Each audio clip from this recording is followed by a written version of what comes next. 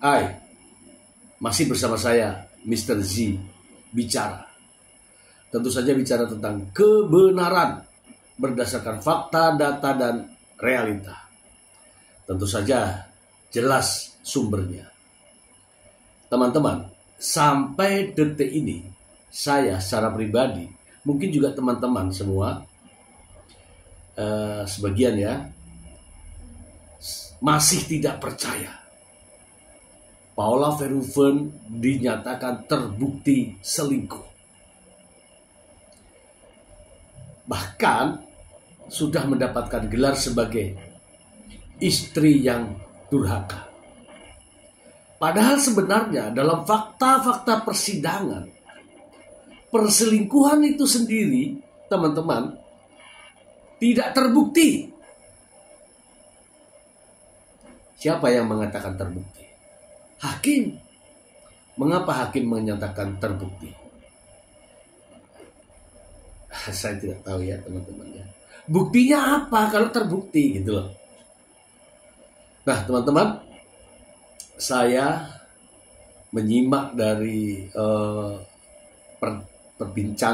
perbincangan sang pengacara dari Alfon Kurnia Palma, juga dari seorang komisioner di Komisi Yudisial. Kita simak teman-teman.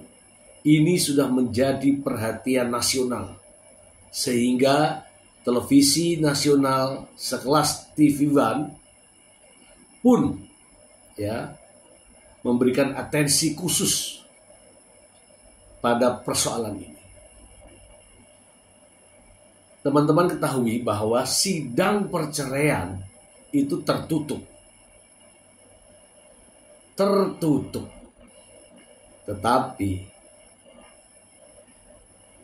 pihak Humas Pengadilan Agama Jakarta Selatan sudah langsung memberikan konferensi pers yang tidak ada lagi tutupnya.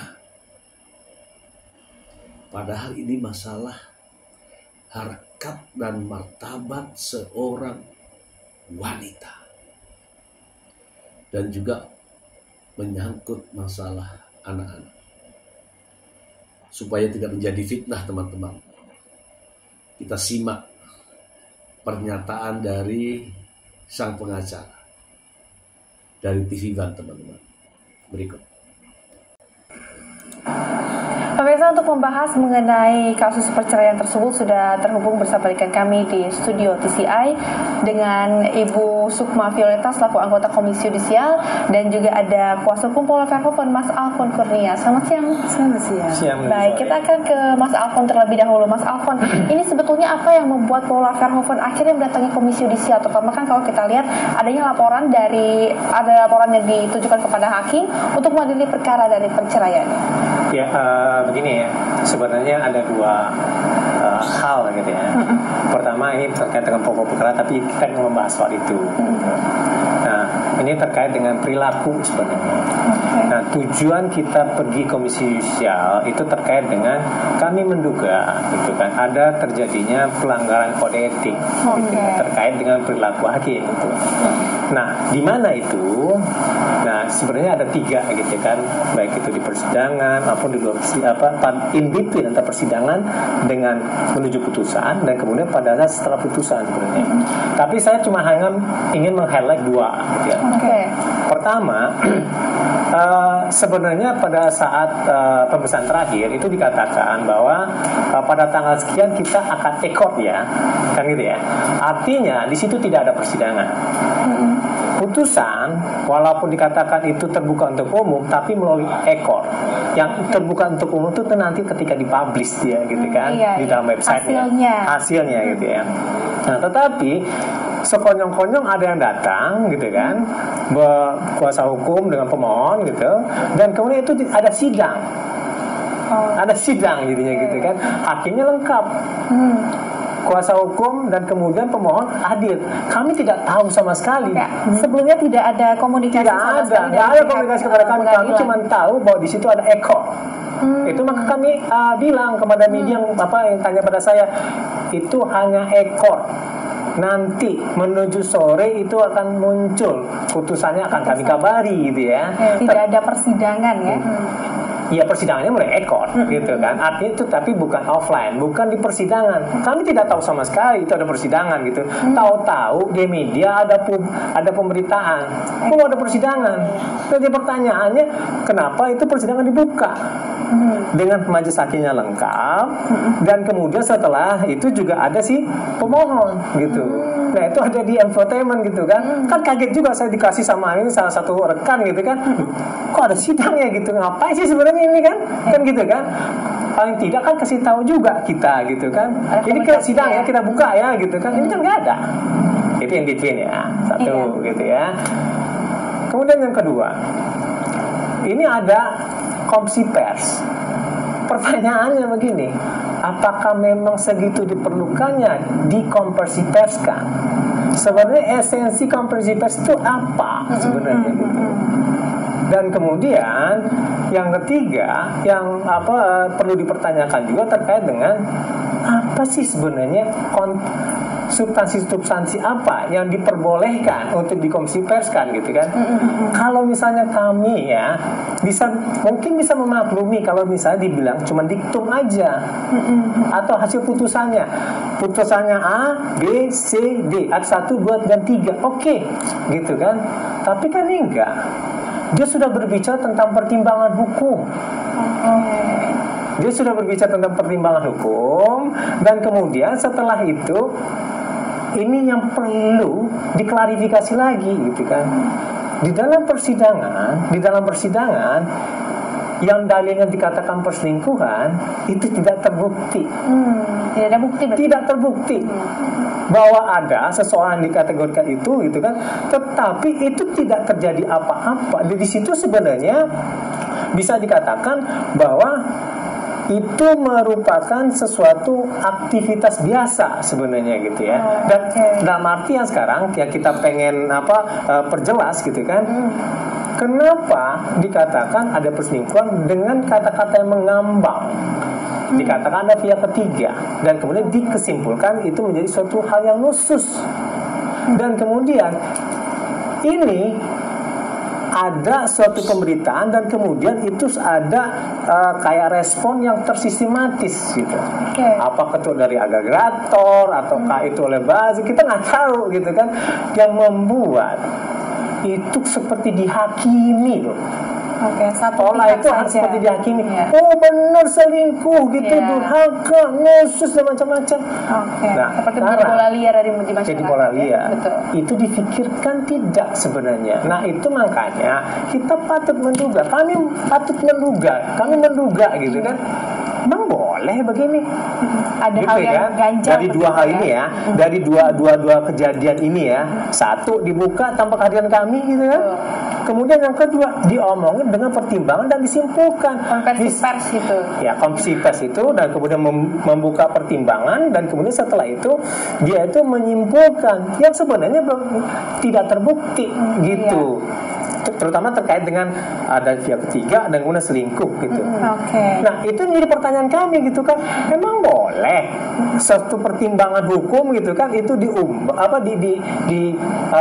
dikasih tahu ke publik gitu kan. Dan kemudian itu yang membuat merasa atau memang jadi fakta lah pada saat ini kan. Itu kan kayak diadili dia gitu kan di situ. Padahal yang begitu-begitu kan tidak boleh. Ini kan ada azas prinsip lah ya. Musyawarah kekeluargaan gitu kan.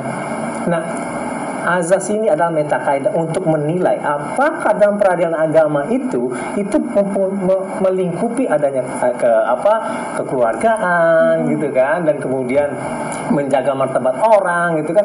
Kalau begini kan nggak menjaga martabat orang namanya gitu kan, malah mengumbar permasalahan orang. Satu yang paling penting di situ adalah kasihan anak-anaknya.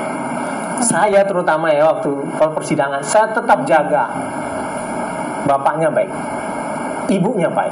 Tujuan untuk apa? Jangan sampai anaknya ke depan mencari gitu kan, pemberitaan informasi seperti itu kan, itu mendapatkan pemberitaan yang seperti ini. Jangan sampai gitu kan. Maka saya katakan ini untuk kepentingan anak. Walaupun ada yang mengatakan bahwa ini untuk kepentingan anak tuh berdasarkan konsepsi liberal. Tapi harus dipahami nilai universal yang ada di dalam the best interest of the child itu adalah tentang fragility khususnya. Fragility maksudnya itu kerentanan bagi anak ya. Umur yang masih di bawah dari 12 tahun. Ini kan 1 5 tahun, 1 3 tahun. Rentan loh. Gitu. Itu yang kami pertimbangkan gitu. Nah, kami ini pengen melaporkan itu dan kemudian menyerahkan kepada lembaga yang berwenang gitu kan. Ini benar nggak sih gitu kan? Atau dugaan kami salah gitu. Tolong dong proses. Hal ini Mas Alfon berarti ya. Gitu. Kita akan dalami ini dengan Ibu Sukma untuk mengetahui bagaimana sih prosedur yang bisa dilakukan terkait dengan pelaporan ini. Tapi setelah jeda iklan yang satu itu ya teman-teman ya, itu dari pengacara Paula Verhoeven ya, Alfon Kurnia Palma. Jelas ya mengatakan bahwa tidak terbukti, tidak bisa dibuktikan. Itu di sidang. Kenapa di putusan jadi terbukti? Ini Alfon. Kemudian aneh kan bagi pengacara, pihak penggugat ada undangan hadir, sementara pihak tergugat tidak diberitahu sehingga tidak hadir.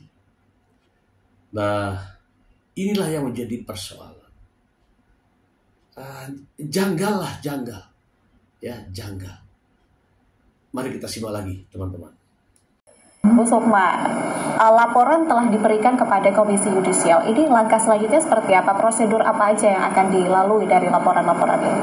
Ya, baik. Jadi kalau ada laporan yang ditajukan oleh masyarakat tentang dugaan pelanggaran kode etik yang dilakukan oleh hakim, maka Komisi Yudisial pertama kali itu melakukan analisis, gitu ya. Setelah dilakukan analisis, dan itu akan melibatkan, kami punya tenaga ahli. Tenaga ahli itu biasanya mantan hakim, bahkan mantan hakim yang di Badan Pengawasan MA. Jadi yang sudah terbiasa untuk menangani perkara-perkara laporan dugaan pelanggaran kode etik tersebut, dan juga dengan staf. Dan yang pertama kali setelah itu kemudian bersama-sama dengan PIC yang komisioner gitu ya, itu untuk menentukan langkahnya, apakah ini cukup untuk dilakukan meminta keterangan dari pelapor, meminta keterangan dari saksi, begitu ya. Jadi perlu diperjelas bahwa Komisi Yudisial itu bukan tipe yang ketika ada laporan langsung memanggil hakimnya, Anda diperiksa dan seterusnya. Tidak seperti itu. Itu satu pendapat yang sering dikira seperti itu, tapi itu keliru. Sehingga kita selalu hakim diminta keterangan itu belakangan, gitu ya. Setelah dari pelapor ada keterangan, video, whatever gitu ya, barulah kemudian kita melangkah menentukan ini kira-kira ada dugaan pelanggaran nggak? Iya, kelihatannya ada. Barulah kita meminta keterangan dari pelapor. Setelah minta keterangan dari pelapor, maka kemudian semua ini dianalisis dan seterusnya, baru kemudian kita bawa ke sidang pleno Komisi Yudisial. Nanti akan diputuskan bersama oleh 7 komisioner. Akan dilihat apakah pertama terbukti atau tidak yang laporan disampaikan. Jika terbukti, kemudian apakah ada rekomendasi sanksinya. Sifatnya rekomendatif. Jadi kemudian putusan Komisi Yudisial dibawa ke Mahkamah Agung. Maka Mahkamah Agung lah yang akan mengeksekusi rekomendasi putusan tersebut. Iya, seperti itu. Apakah ada pernah kasus serupa juga yang terjadi yang kemudian ini mengajukan juga ke Mahkamah Konstitusi atau seperti apa? Komisi Yudisial bagaimana? Ya, pernah ada kasus serupa yang juga ikut juga ya tadi menginikan kasus seperti ini ke Komisi Yudisial, Bu. Yang seperti ini ya sering ya. Laporan dalam 1 tahun kami menerima sekitar 1.500 laporan yang benar-benar bisa artinya ini tidak terkait dengan pendapat hakim, karena itu kan teknis judisial, independensi hakim harus dihargai. Di luar dari yang tidak memenuhi syarat itu sekitar 400 laporan itu kami selesaikan. Jadi ya Komisi Judisial sudah 20 tahun ya, kira-kira ya sejumlah ribuan itulah yang sudah ditangani oleh Komisi Judisial. Kasus-kasus sebelumnya yang serupa juga sebenarnya sudah pernah yang ditangani. Serupa ya cukup banyak ya. Oke, Bu Sukma, tapi dengan adanya pelaporan-pelaporan seperti ini berapa lama kira-kira prosesnya akan berlangsung? Iya, kami baru menerapkan satu mekanisme baru ya. Kalau sebelumnya itu kami memutuskannya dalam waktu 90 hari. Kemudian ternyata banyak yang molor gitu, sehingga kami mempunyai mekanisme baru. Ini akan kita lihat yang kami tuju adalah 90 hari ini sudah selesai, sudah ada rekomendasi yang kita sampaikan kepada Mahkamah Agung. Karena yang diputuskan oleh Komisi Judisial bisa saja rekomendasinya adalah pertama dinyatakan terbukti dan rekomendasi sanksi, atau tidak terbukti. Jadi kalau tidak terbukti, walaupun kami tetap sampaikan kepada Mahkamah Agung, tapi kami mengeluarkan surat yang menyampaikan Anda sudah dilaporkan, kami sudah melakukan pemeriksaan dan ternyata tidak terbukti hasilnya ada pelanggaran. Iya, sehingga Anda direhabilitasi. Oke, mungkin kita akan kembali lagi ke Mas Alfon ya, Mas. Lucu ya teman-teman ya, lucu nih. Coba teman-teman pikirkan ya. Sementara ini sidang, ini penggugat, ini tergugat. Saya hakim.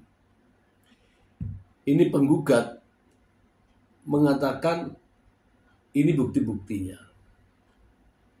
Kemudian tergugat ya kan menjawab.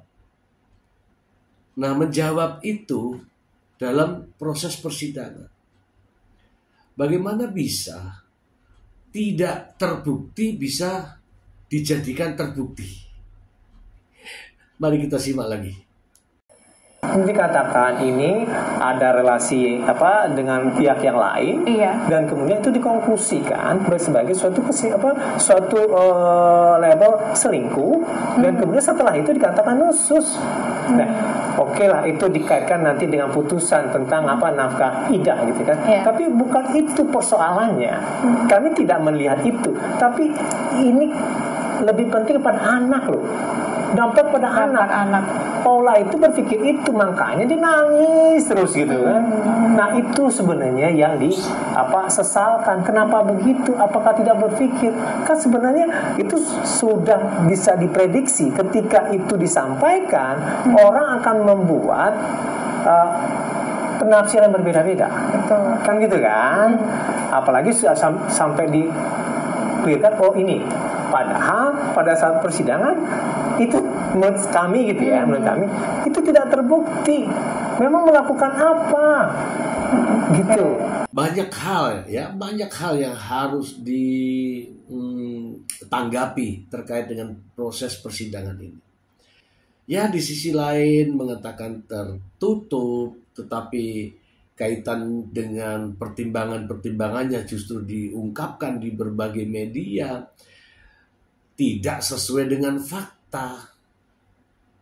Inilah makanya jadi mungkin ada upaya-upaya hukum yang akan dilakukan oleh pengacara Paula Verhoeven, karena ini menyangkut masalah harga diri, teman-teman. Harga diri seorang wanita dinyatakan, ini barusan saya mendengar seperti ini. Seorang wanita dinyatakan sebagai istri yang durhaka. Ini betul-betul ya patut dipertanyakan, teman-teman. Sebagai suatu perselingkuhan. Ini di dalam pertimbangan hukum dia. Nusus itu sebenarnya kriteria juga tidak jelas. Di dalam pertimbangan putusan hakim itu diakui kok. Tapi kenapa kok itu diumbar? Jadi persoalan kenapa diumbar? Ini lebih ke persoalan pribadi. Nah, itu makanya kita tanya, ini masuk materi persidangan atau bukan kan? Ini terkait dengan kenapa tindakan ini dilakukan, tindakan terkait dengan perilaku. Gitu. Nah, itu maka kita nih menduga, oh kalau kayak gitu boleh dong kita menduga, kan gitu kan. Nah, itu maka kita minta nih kepada Komisi Yudisial di Indonesia gitu. Tapi yang begini sebenarnya nilai-nilai ini merupakan postulat yang ada di seluruh dunia sebenarnya. Tidak hanya di Indonesia gitu. Di seluruh dunia. Martabat orang itu harus dihargai.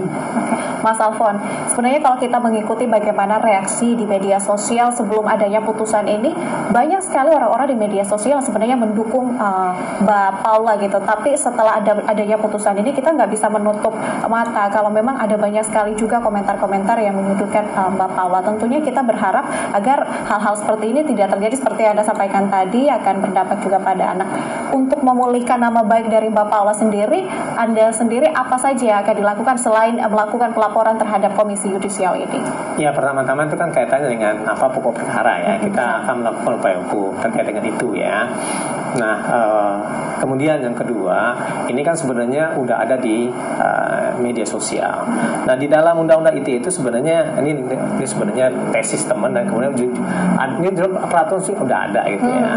Dalam PP nomor 71 kalau nggak salah saya gitu ya, tentang sistem dan transaksi elektronik. Itu namanya right to be forgotten. Nah, hak itu bisa dipergunakan nantinya sama Paula gitu untuk menghapus gitu kan seluruh yang ada yang berkaitan dengan permasalahan-permasalahan ini. Tapi meskipun demikian, orang tahu loh, kan gitu kan. Orang tahu nanti dibilang sama anaknya. Ini sebenarnya kita wanti-wanti dari awal. Hindari dari awal. Ya. Iya, kami jaga lah ya. Itu makanya sedari awal gitu kan, kami dari Paula lah terutama gitu kan, wanti-wantinya begitu gitu kan. Mas, tolong ya, jangan sampai ini mencederai dari nama baik bapaknya gitu kan. Karena tetap bapaknya dari anak-anak kan gitu kan. Tetap dijaga gitu kan. Tetap pertimbangannya dari begitu gitu kan. Orang udah begitu ya. Tapi tetap loh dipikirkan gitu. Tapi Mas Alfon, kalau kita lihat mungkin di media sosial ya, Mbak Imbung juga sempat mengomentari langkah yang mengajukan ke Komisi Yudisial ini. Dari pandangan Anda sendiri bagaimana? Ya, jadi pertanyaan saya, kepentingannya apa? Atau dia berkepentingan karena kami melaporkan ini? Kan gitu kan? Pertanyaan saya begitu, apa kepentingannya dia? Kan gitu kan? Apa kepentingannya dia? Nah, kecuali dia punya kepentingan karena saya melaporkan itu terhadap hakimnya. Jadi menurut pendapat saya tepat ya, ketika ada perilaku hakim ya yang baik di dalam persidangan, sebelum bersidang, setelah sidang, terkait dengan penanganan kasus, ini juga apabila terjadi perilaku yang tidak tepat, bisa kita laporkan ke Komisi Yudisial, dan itu memang ranahnya Komisi Yudisial. Mari kita simak teman-teman. Pelanggaran perilaku dari hakim, itu pun bukan terkait dengan pokok perkara, terkait dengan perilaku. Kenapa kok dibuka? Kenapa di konferensi pers? Gitu kan? Sekedar itu doang kok. Apa kepentingan? Kan di luar persidangan nih. Kan gitu. Mas Alfon, kita terakhir ke Bu Sukma. Bu Sukma, untuk kasus seperti ini yang memang syarat akan opini publik viral di mana-mana, ini bagaimana cara Komisi Yudisial untuk melindungi perempuan? Sebenarnya kalau di kami ketika ada laporan itu memang setelah itu semuanya prosesnya tertutup. Itu ada di dalam undang-undang komisi. Itu sebenarnya semua berlaku pada semua ya, apalagi tentu terhadap perempuan ya. Dan ini sebenarnya tidak hanya dikaitkan dengan Komisi Yudisial, di pengadilan itu juga sudah berlaku. Mengapa sidang perceraian itu tertutup? Karena sifatnya sangat privat. Seperti tadi Bang Alfon sudah mengatakan, hubungannya dengan anak-anak, semua keturunan dan sebagainya, kan ini semua harus harus dijaga. Oleh karena itu memang di dalam sistem yang sudah dibangun itu, ketika ada putusan nantinya, putusan itu harus anonim gitu ya. Bisa saja semua orang tahu ini adalah perkara Mbak Imbong dan Paula, tapi karena putusan tetap harus dipublikasi. Tapi putusan dipublikasi itu bukan sekarang, karena mereka semua berproses, baru nanti. Jadi nanti kira-kira kita tidak tahu ya, biasanya apa, 1 bulan 2 bulan kemudian itu akan ada di direktori putusan Mahkamah Agung yang ada di bawah Mahkamah Agung, sehingga orang ketika ada putusan ini tidak tahu ini sebenarnya perkara siapa saja yang pernah menjadi saksi dan seterusnya. Karena yang penting adalah ini kan dalam rangka akuntabilitas hakim, bahwa ketika hakim menangani perkara itu dia mempertimbangkan fakta persidangannya, dia dan dia menganalisis dengan baik. Itu kepentingan ketika dipublikasi. Tapi karena ini sidang yang tertutup, maka bukan hanya ini ya, semua persidangan yang sifatnya tertutup, perceraian sudah jelas, sama kalau untuk pidana itu yang terkait dengan perempuan yang kena pelecehan seksual dan sebagainya, selamanya harus ditutup. Itu semua demi kepentingan para pihak itu sendiri, sambil akuntabilitas si hakim yang menangani perkara itu juga hadir. Nah, oleh karena itu memang semua harus hati-hati ketika menyangkut persidangan yang sifatnya tertutup. Baik, Ibu Sukma, terima kasih banyak sudah bergabung bersama dengan kami di Kabar Indonesia Siang. Terima kasih juga untuk kuasa hukum Paula Verhoeven, ada Mas Alfon. Terima kasih. Semoga itu teman-teman ya, apa yang disampaikan oleh Alfon Kurnia Palma sebagai pengacara dari Paula Verhoeven, demikian juga dari komisioner dari Komisi Yudisial ya, akan menindaklanjuti persoalan ini. Yang bukan main-main teman-teman. Ini sudah menjadi persoalan nasional. Karena begini teman-teman. Hal-hal semacam ini bisa menimpa siapa saja, bisa terjadi di mana saja. Hakim-hakim akan meniru hakim-hakim semacam ini dengan menyimpulkan yang di luar daripada fakta-fakta persidangan. Ini akan menjadi problem di masa yang akan datang. Dan waspada, problem-problem baru terkait dengan perceraian nanti akan mendapatkan semacam penilaian ke depannya. Bagaimana tidak? Tanpa bukti, ya kan? Kemudian tanpa kehadiran pihak ketiga, kemudian fakta persidangan tidak ditemukan bukti-buktinya, bisa diputuskan sebagai terbukti. Ini persoalan, ini masalah. Ya, mudah-mudahan saja persoalan-persoalan semacam ini tidak menimpa saya, tidak menimpa Anda, tidak menimpa kita semua. Namun patut kita mewaspadainya. Itu aja. Semoga bermanfaat. Terima kasih. Bye.